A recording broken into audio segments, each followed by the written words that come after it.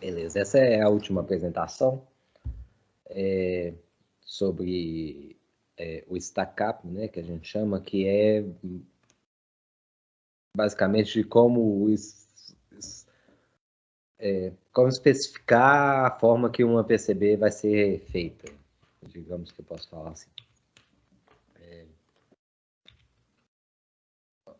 As placas de circuito impresso, elas são feitas, né, de uma fibra, né, de vidro que é impregnada por epóxi e folhas de cobre são colocadas nesses materiais e eles são curados, né? E são feitos sanduíches de materiais para chegar na placa final.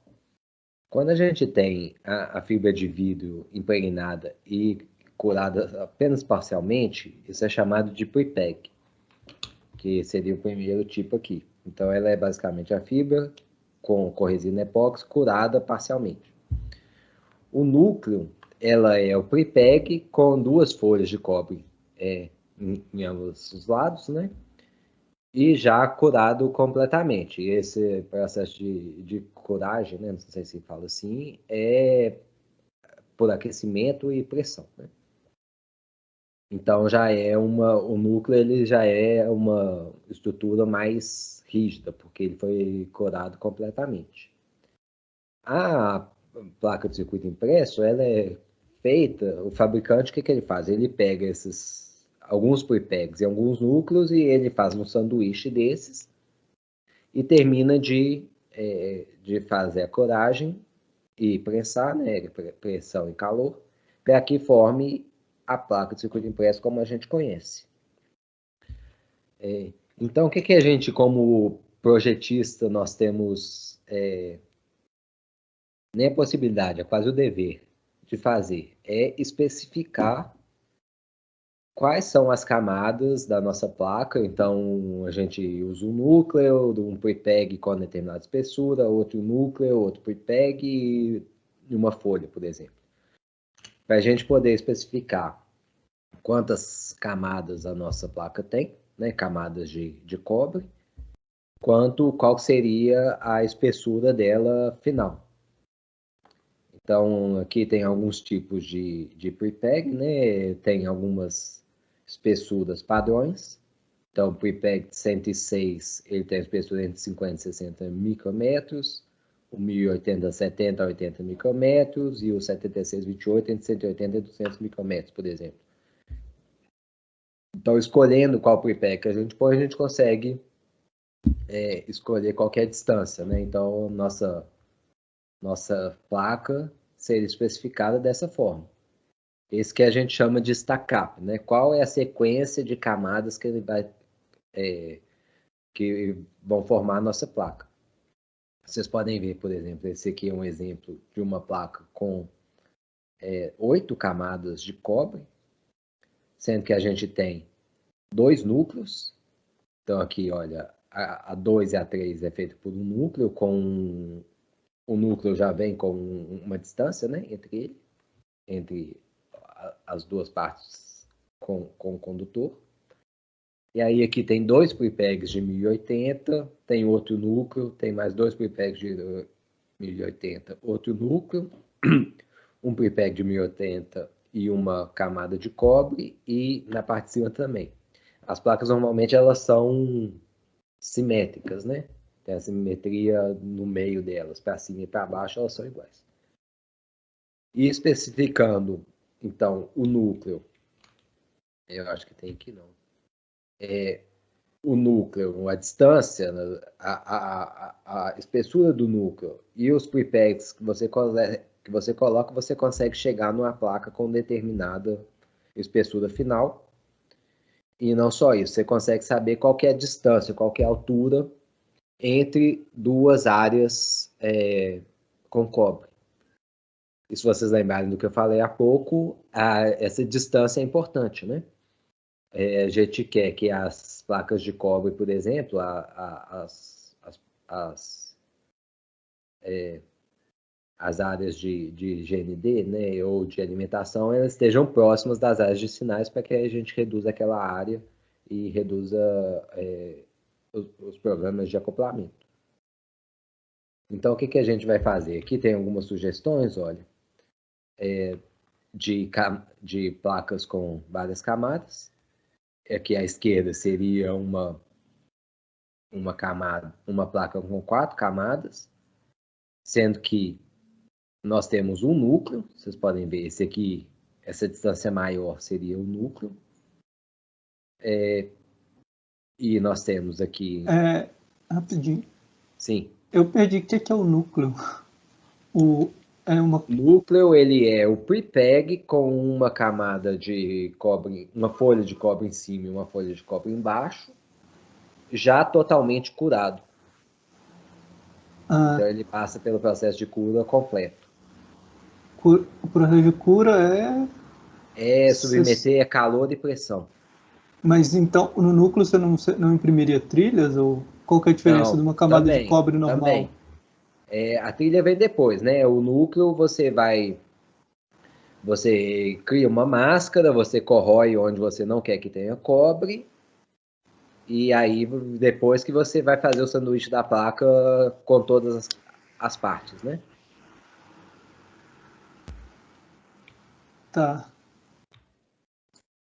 Só que o núcleo ele é mais estável. O prepeg, como ele vai passar ainda por um processo de cura, ele não foi totalmente curado, a espessura dele vai poder variar mais do que essa espessura do núcleo aqui. Então, o resultado final, você não tem garantia de que vai ser exatamente os, sei lá, 50 micrômetros. Pode ser algo... Por isso que na especificação aqui, olha, estava entre 50, 60, 70, 80. Você tem uma certa tolerância. E a tolerância é maior, né? Então, aqui nessa placa de 4 camadas, a gente tem um núcleo. Então, o núcleo é essa camada, o prepeg aqui do meio e essa daqui. Que, na verdade, seria o prepeg já curado, né? E aí você vai ter mais 2 prepegs e uma camada externa dos dois lados. Notem que aqui está em polegadas, né? Mas isso aqui provavelmente é 1,6 milímetros, né?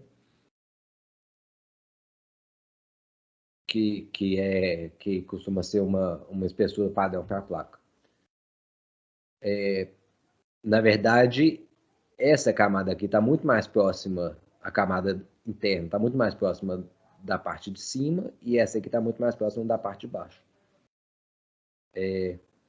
O que é interessante, né? A gente não quereria que essas camadas tivessem...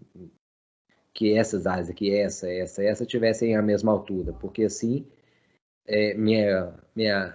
meu plano de terra ou meu plano de alimentação estariam muito distantes do plano de sinal, da camada de sinal, e aí o efeito benéfico do plano seria menor. Aqui tem um outro exemplo de uma placa com 6 camadas. Então a gente aqui nesse caso tem um núcleo, um prepeg separando, né? Esse aqui seria o núcleo, deixa eu tentar. O núcleo seria esse aqui, ó. Esse aqui é um núcleo e esse aqui é outro núcleo. Aqui é prepeg, né? Aqui é prepeg e aqui é a camada, só a folha de cobre, e aqui é prepeg e aqui também é a folha de cobre. Tentando voltar lá no plano de terra, né? É muito importante ter um plano de terra contínuo, sem buracos, sem interrupções. Então, e o mesmo vai para a alimentação. É importante a gente ter uma alimentação com baixa resistência, baixa indutância. Então, quando a gente tem placas com várias camadas, várias dessas camadas a gente vai separar para poder fazer para o plano de terra ou para o plano de alimentação. Aqui ele está dando um exemplo que a gente tem aqui um plano de sinal, né? Esse aqui seria sinal, esse aqui seria sinal. Aqui seria o plano de terra, 5 volts, tá vendo? Plano de 5 volts, e aqui seria o plano de terra, então esses dois. E aqui também seria de sinal. Mas isso não necessariamente. Às vezes você pode colocar aqui, como você tem aqui o plano de terra, você poderia usar uma ou outra camada aqui como plano de terra também. Com aquela ideia de que você vai colocar um plano de terra junto de um plano de sinal para gerar aquela capacitância parasita benéfica, nesse caso, né? E também para que o seu sinal de referência aqui, ele tenha um plano de terra contínuo próximo. Eu vou mostrar para vocês uma placa que eu fiz, terminando aqui, para poder mostrar um pouco características do projeto que tentaram seguir, isso que eu estou passando para vocês, e algumas coisas, alguns problemas que existem, de qualquer forma. Então, voltando lá nos planos, né, a gente usa placas com várias camadas, mas essas várias camadas elas não são todas para colocar sinal. A gente não pode esquecer de colocar planos na camada, senão boa parte do benefício de ter várias camadas vai acabar se perdendo. Tá? E é importante também ressaltar, a gente tem uma tendência de querer fazer a placa com o menor número de camadas possível, né? Só que, na verdade, isso vai te gerar uma placa ruim. Porque você vai ter as trilhas muito próximas umas das outras, um circuito interferindo em outro. Se você não colocar o plano de terra, você vai ter ainda mais esse problema, né, de interferência e de baixa imunidade a ruído. Então, digamos assim, uma regra básica, se você tiver um processador na sua placa, você vai precisar pelo menos de 4 camadas. Porque são 2 camadas para a terra e você vai ter vários sinais lá conectados, né, num encapsulamento sem pinos, por exemplo. Você vai ter muitos sinais, você não vai conseguir passar esses sinais todos em uma camada só. Você vai precisar pelo menos 2. E aí tem outros tipos de alimentação, então a gente precisa, para fazer uma placa que tenha uma boa qualidade, você vai precisar de mais camadas do que você pensa que é possível. Ah, não, eu consigo fazer roteamento com 2 camadas só. Você consegue, mas o resultado final vai ser ruim. É um pouco isso o pensamento por detrás. Né?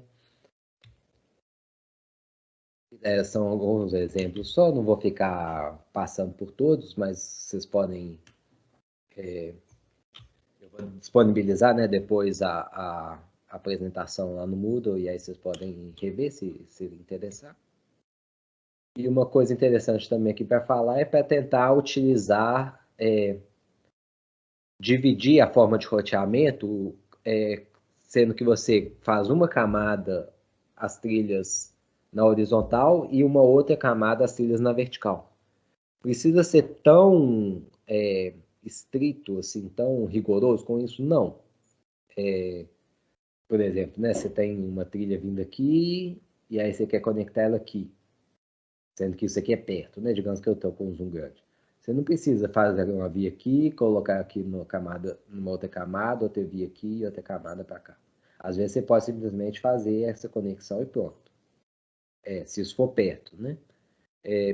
Às vezes, pode ser que em uma região você faça num sentido, na outra região no outro, enfim, mas essa estratégia de adotar uma camada com as trilhas horizontais e outra camada com as trilhas verticais, ela vai te ajudar a conseguir rotear de maneira mais fácil. Então é uma dica, uma estratégia que pode ser utilizada. Eu acho que é isso. Então a referência principal dessas apresentações foi esse livro que eu mostrei para vocês. Tem mais nome aqui do que devia, que é esse livro aqui do